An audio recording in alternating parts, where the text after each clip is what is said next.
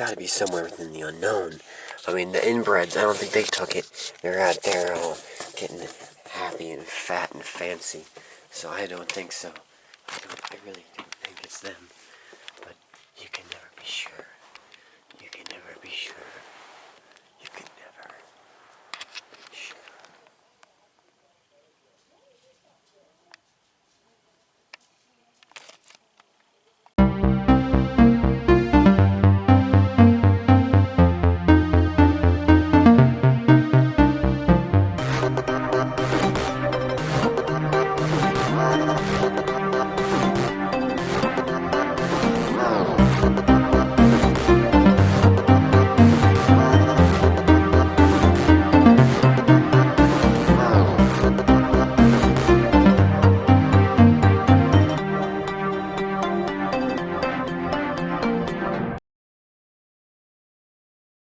So,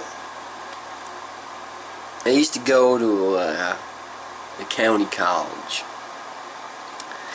and you know, I got a pretty good education there. Can't complain. Learned a lot about. Well, I took astronomy, and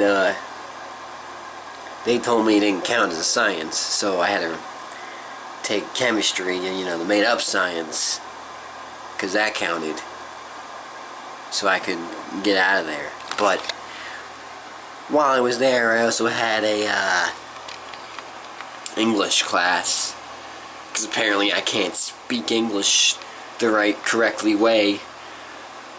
I don't know. I think I'm very well educated, and I good speak now. So, but they wanted me to, so I took it. And you know, my teacher, she loved me. She loved me. But because I would always write about stuff that was really going on in the world. Like I wrote about commercials and made up stories of me going to the diner and not paying, just walking out.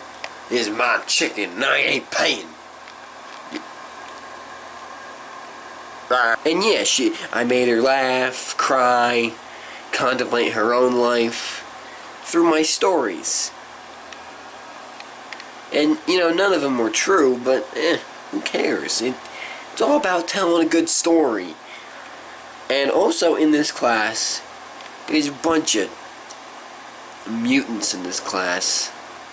There's one kid, he was like a wannabe lumberjack. He was about like 5'2", maybe weighed 80 pounds, but he'd wear flannels and he had a beard. He had the face of a lumberjack, but the body of like an 8-year-old girl.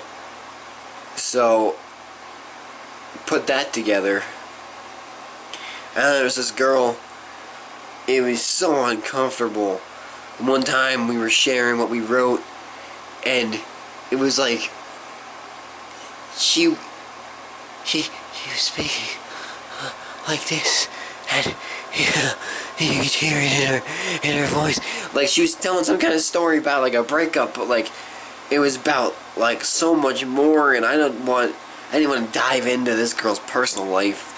I just saw her the first day, I'm like, yeah, she's cute, but then like when she read that, I'm like, she's fucked in the head. So yeah, stay away.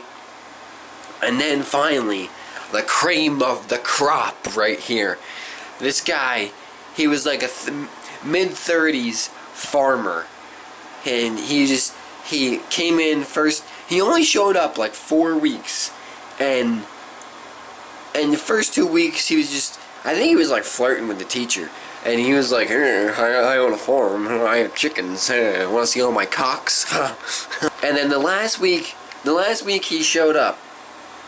He comes walking in with two bags, like plastic bags with cartons of eggs, and he sits in the back and he puts them on the front table and is like, yeah, these are from my chickens. Yeah, anyone can feel free to take them. Just don't refrigerate them. And I'm like sitting in my chair like, why can't I refrigerate them? Like, I would have taken some, but why can't I refrigerate them? I don't.